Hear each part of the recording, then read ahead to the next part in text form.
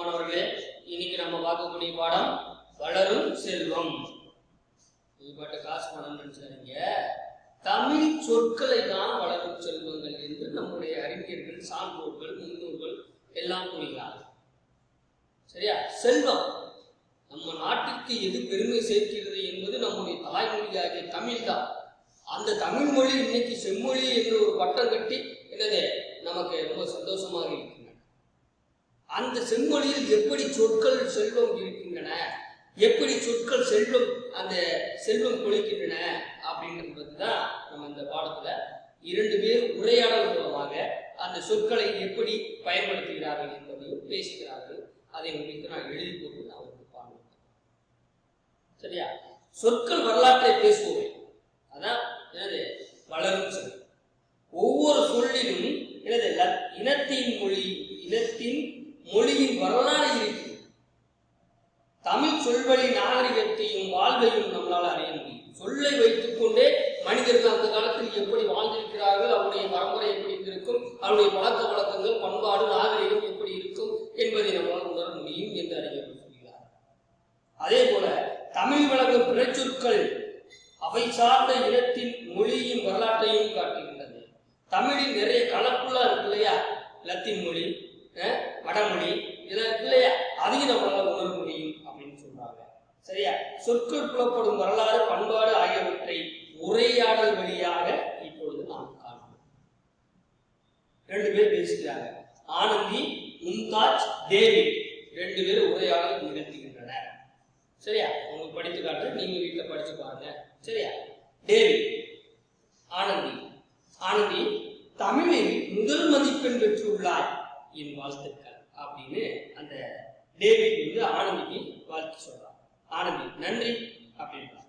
மும்தாஜ் பார்த்து கேட்கிறார், எனக்கு ஒரு ஐயம் உன்னை கேட்கலாமா அப்படின்னு கேட்கிறார். யார்கிட்ட? மும்தாஜ் ஆனந்தி கேட்கிறார். ஆனந்தி சொல்றார், உறுதியாக கேள் மும்தாஜ் அப்படின்னு சொல்றார். மும்தாஜ், நாம் எல்லோரும் மடிக்கண்ணி லேப்டாப் பயன்படுத்துகிறோம். கணினி தொடர்பான சொற்களை அப்படியே ஆங்கிலத்தில் வழங்குகிறோம். அவற்றிற்கெல்லாம் தமிழ் சொற்கள் உள்ளனவா? சரியான கேள்வி தானே. நம்மளும் பயன்படுத்துறப்ப அந்த ஐயம் நமக்கு இருந்திருக்கும். ஏன்னா ஆங்கில சொற்களுக்கு நிகராக தமிழ் சொற்கள் இருக்கின்றனவா? சரி, இப்ப அரசு பள்ளிகள்லாம் அந்த கணினி மாணவர்கள் கொடுக்குறாங்கன்னா அவங்க ஆங்கில வழி அந்த கல்வி இருந்தால் மட்டும்தான் இந்த மடிக்கணினியை பயன்படுத்த முடியும். அப்ப தமிழ் இருந்துச்சுன்னா, தமிழ் தாய்மொழியாக இருந்தால் நம்ம அதை பயன்படுத்தலாம். அப்ப ஆங்கில சொற்களுக்கு நிகராக தமிழ் சொற்கள் இருக்கிறதா? அப்பதானே நம்ம எதாவது தெரிஞ்சுக்க முடியும், அதுல இருக்கிறது நம்ம படிச்சு புரிஞ்சுக்க முடியும் அப்படின்னு கேட்கிறாங்க. அதுக்கு ஆனந்தி பதில் சொல்றா பாரு, அவ்வாறான தமிழ் சொற்கள் இப்போது எங்கும் நிறைந்துள்ளன. எல்லாம் வந்துருச்சு, இன்னும் பயப்படாத அப்படின்றான். எப்படி எழுத்துக்கள் சொல்றாங்க? இப்ப சாஃப்ட்வேர் அதாவது மென்பொருள். சரியா? சாஃப்ட்வேர் அப்படின்னு தமிழ் வார்த்தை, அது அப்படியே இங்கிலீஷ்ல வார்த்தை சொல்லுல இருக்கு, இது தமிழ்ல இருக்கு. மென்பொருள் அப்படின்றான். மென்பொருள்ன்றது தமிழ் வார்த்தை, சாஃப்ட்வேர் அப்படின்றது இங்கிலீஷ் வார்த்தை. அடுத்து ப்ரொசர்னா உலாவி, இந்த மவுஸ் சொல்றோம் இல்லையா, அதான் ப்ரொசர். செதுக்கி அப்படின்னா கிராஃப்ட் அப்படின்னு சொல்றாங்க. கிராஃப்ட் தமிழ்ல செதுக்கின்னு சொல்றாங்க. கர்சர் அப்படின்னா ஏவி அல்லது சுட்டி அப்படின்றாங்க. சர்வர் வையக விரிவு வலை வழங்கி அப்படின்னு தமிழ்ல சொல்றாங்க. அடுத்து போல்டர் அப்படின்னா உரை தமிழ்ல அப்படின்னு சொல்றாங்க. லேப்டாப், மடிக்கணினி என்றெல்லாம் பயன்படுத்த தொடங்கி விட்டோம். பாத்தீங்களா? எல்லா ஆங்கில சொற்களுக்கும் தமிழ்ல சொற்கள் இருக்குன்னு அந்த ஆனந்தி அந்த மும்தாஜ் விளக்கம் சொல்லிட்டார். இதுதான் முதல் பாயிண்ட், முதல் கொஸ்டின். அடுத்து டேவிட் கேட்கிறார், எனக்கு ஒரு ஐயம் இருக்கிறதே ஆனந்தி, சொல்லுவியா அப்படின்னு கேட்கிறார். ஆனந்தி, சொல் டேவிட் அப்படின்னு கேட்கிறார். டேவிட், கணிதத்தில் 1, 10, 1000 ஆகிய சொற்களுக்கான தமிழ் சொற்கள் தமிழ் எனக்கு தெரியும். நல்லா புரிஞ்சுங்க. என்னது 1, 2 இருக்கு, அது கணக்கு, அது தமிழ் சொற்கள் எனக்கு தெரியும். 1/160 ஆகிய எண்களுக்கு தமிழ் சொற்கள் எனக்கு சொல்வாயா அப்படின்னு கேட்கிறான். 1/160 1/320 தமிழ் சொற்கள் சொல்லுவாயா அப்படின்னு கேட்கிறான். அது முந்தா சொல்றா, சொல் நானும் கேட்கிறேன். அவளுக்கும் தெரியல போல, சொல்லுங்க நானும் கேட்கிறேன் அப்படின்றா. ஆனந்தி சொல்றாதுக்கு பெயர் முந்திரின்னு இருக்கு, அதற்கு அளவு என்னது முந்திரின்னு சொல்றா.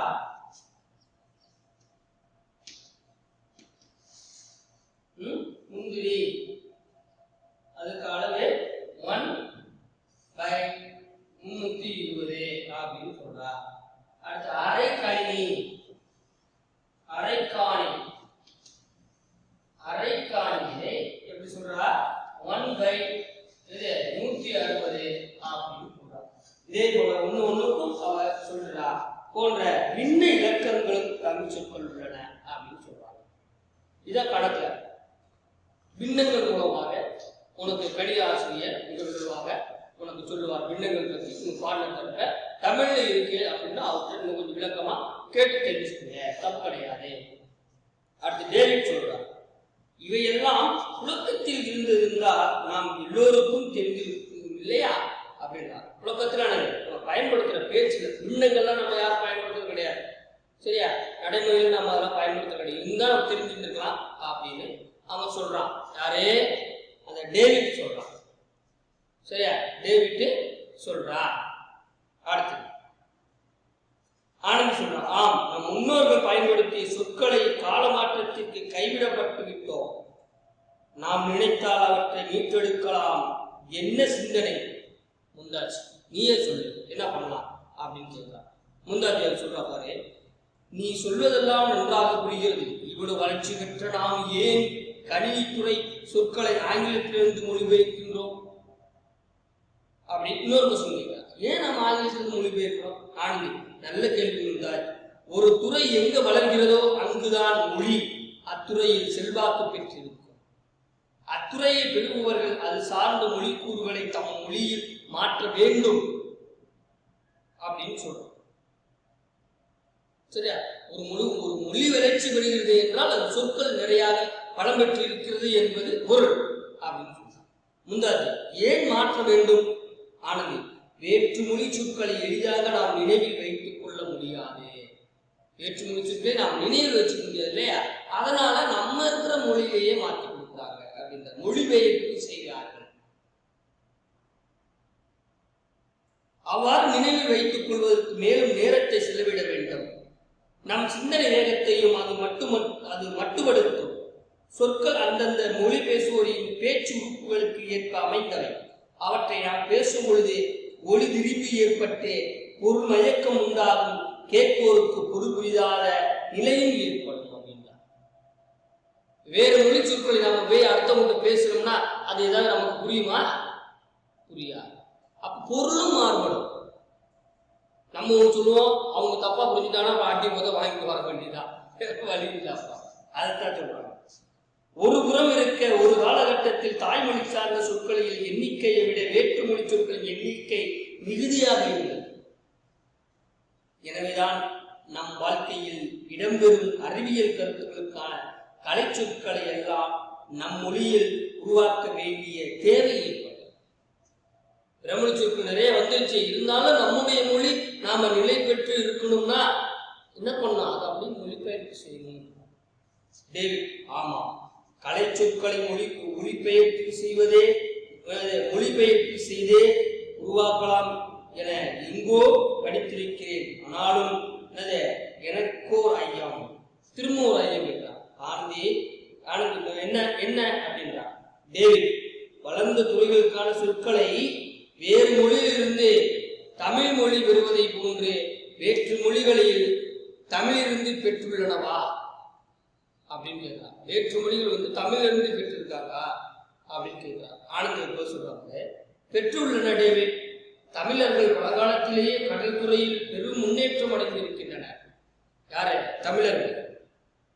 சங்க இலக்கியத்தில் நாவாய், வங்கம், தோணி, களம் போன்ற பல வகையான கடல் களங்கள் இயக்கப்பட்டதற்கான குறிப்புகள் உள்ளன. சரியா? கடல்ல நாம எதெல்லாம் பொருள் பயன்படுத்தி இருக்கிறோம் அப்படின்றது, சரியா? இதில் தமிழ் சொல்லாகிய நாவாய் என்பதை ஆங்கிலத்தில் நேவி என ஆகியுள்ளது டேவிட் அப்படின்னா. நம்முடைய தமிழ் சொற்களை பிற மொழியில் மொழிபெயர்த்திருக்காங்களா அப்படின்னு கேட்கிறாங்க.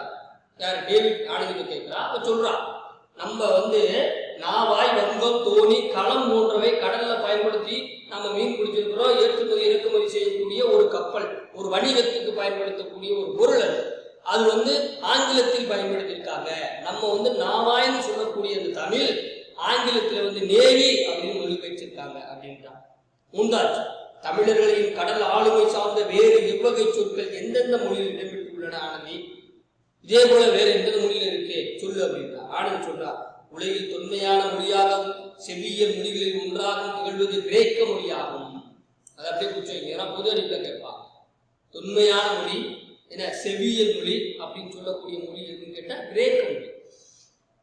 சரியா? இம்மொழியில் கடல் சார்ந்த சொற்கள் இருக்கு அப்படின்னா எரித்திரை, கலன், கலன்கோய், நீரியூஸ், நாவாய், தோணி போன்ற தமிழ் சொற்கள் இடம்பெற்றிருக்கின்றன அப்படின்னு சொல்றாங்க. முந்தா சொல்றாங்க, வியப்பாக இருக்கிறது, கடல் சார்ந்த பொருள்கள் மட்டும்தான் தமிழிலிருந்து வேற்றுமொழி செய்துள்ளார்களா அப்படின்னு கேட்கிறாங்க. அதுக்கு ஆண்கள் சொல்றாங்க, இல்லை முந்தாஜ், பல்வேறு துறை சார்ந்த சொற்களும் வேற்றுமொழியில் இருக்கின்றன. ஏன்னா கடல் சார்ந்த சொற்கள் மட்டும் கிடையாது, இன்னும் இருக்கு அப்படின்னா. டேவிட், இதை கேட்பதற்கு மிக ஆவலாக உள்ளது, விரிவாக நீ சொல்லு அப்படின்னு விரிவாக சொல்லு திரும்ப டேவிட் கேட்கிறான்.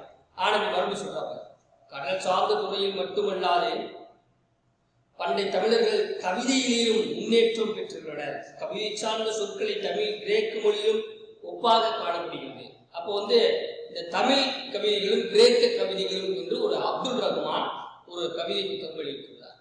சரியா? இது கிரேக்க கவிதைகளை அப்படியே மொழிபெயர்த்திருக்கிறார். இப்ப நம்ம தாகூர் ஒரு கவிஞர் இருக்கார் இல்லையா, அவரு அப்படியே தாகூர் கிரேக்க மொழியில் உள்ள கவிதைகளை நமக்கு மொழிபெயர்த்து கொடுத்திருக்கிறார். அதுபோல கவிதைகளை அப்படியே மொழிபெயர்க்கிறார். கிரேக்க மொழியில் உண்மையான காப்பியங்களாக இலியாத், பாய்லியா என குறிப்பிடப்பட்டுள்ளது. அப்போலோ என்னும் கடவுளுக்கு பாடப்படுவது பா என கிரேக்கத்தில் குறிக்கப்படுகிறது. எது தமிழ்ல பான்னு சொல்றது, கிரேக்கத்திலையும் அங்க இருக்கக்கூடிய கடவுளை பாடுவதற்காக நம்முடைய அந்த வெண்பா, ஆசிரியப்பா, களிப்பா, வஞ்சிப்பா போன்ற அந்த இலக்கண வகையை அங்க கடவுளுக்காக பாடப்படுகின்றார். கடவுளுக்கு பாடப்படும் அந்த கவிதையில் குறிப்பிட்டுள்ளார்கள் என்று சொல்கிறார். சரியா? கிரேக்கத்தில் பாவை ஒன்று வெண்பா என்பது உனக்கு தெரியும். வெண்பாவின் ஓசையான செப்பலோசையாகும். கிரேக்கத்தில் வெண்பா வடிவம் பாடல்கள் சாப்போ என அழைக்கப்படுகிறது. இங்க வெண்பா கூடிய ஓசை என்னது? செப்பலோசைன்னு சொல்றோம். அங்க என்ன சொல்றாங்க? சாப்போ அப்படின்னு சொல்றாங்க. இது கிரேக்கத்தில் இருந்து லத்தீன் மொழிக்கு வந்த பின்பு ஆங்கிலத்தில் சேப்பி என்று வழங்கப்படுகிறது. ஆங்கிலத்தில் பாவின் சுவையில் ஒன்றாக இழிவரல் என்ற துன்பச் சுவையினை தமிழ் இலக்கணங்கள் சுற்றுகின்றன. கிரேக்கத்தில் துன்பச் சுவையுடைய பாடல்கள் இலிக்கியா, நல்லா பாருங்க, இலிக்கியா என அழைக்கப்படுகிறார். நம்ம இழிவரல் என்று சொல்லக்கூடிய அந்த துன்பச் சுவைய அந்த கிரேக்கத்தில் இலிக்கியா அப்படின்னு சொல்றாங்க. டேவிட், நீ கூறும் இலியா காப்பியம் கிமு 8ஆம் நூற்றாண்டை சார்ந்தது அல்லவா அப்படின்னு கேட்கிறார். ஆனந்தி, ஆமா. டேவிட், இன்று வேற்று நாட்டினருடன் தொடர்பு கொள்வதற்கு கணினி உள்ளது, சென்று வர வானொலி உள்ளது. அன்றைய காலகட்டத்தில் அவர்கள் எவ்வாறு தகவலுக்கு தொடர்பு கொண்டிருந்தனர் அப்படின்னு ஆனந்தி கேட்கிறார். டேவிட், எப்படி தகவல் வச்சுக்கிட்டாங்க, தொடர்பு முறை எப்படி வச்சுக்கிட்டாங்க அப்படின்னு கேட்கிறார். ஆனந்தி, நல்ல கேள்வி. நான் முன்னோர் தமிழரின் கடல் ஆளுமை பற்றி விளக்கினேன் அல்லவா? தமிழர்கள் கிரேக்கர்கள் கடல் வழியாகத்தான் தொடர்பு கொண்டிருக்கின்றன. சரியா? கடல் வழியாகத்தான் தொடர்பு கொள்கின்றன அப்படின்னு சொல்றாங்க. முந்தாஜ் விளக்கமாக சொல்ல ஆனந்தி, கிரேக்கத்தில் இருந்து தமிழ்நாட்டிற்கு கடலில் எவ்வளியாக வர வேண்டும் என்பதை கிரேக்க நூல் ஒன்று விளக்குகிறது. டேவிட், எவ்வளவு வியப்பாக உள்ளது! அந்நூலில் தமிழ்நாடு பற்றி எல்லாம் குறிப்பிடப்பட்டுள்ளது ஆனந்தி அப்படின்னு கேட்கிறார். ஆனந்தி சொல்றார், ஆம், குறிப்பிடப்பட்டுள்ளது டேவிட். அவ்வளவு ஏன்? எரித்துஸ்லியா என்னும் மொழியில் பெயரில் தமிழ் சொற்கள் இருப்பதாக கூறுகின்றனர். முந்தாஜ், அப்படியா? என்ன சொல்வது?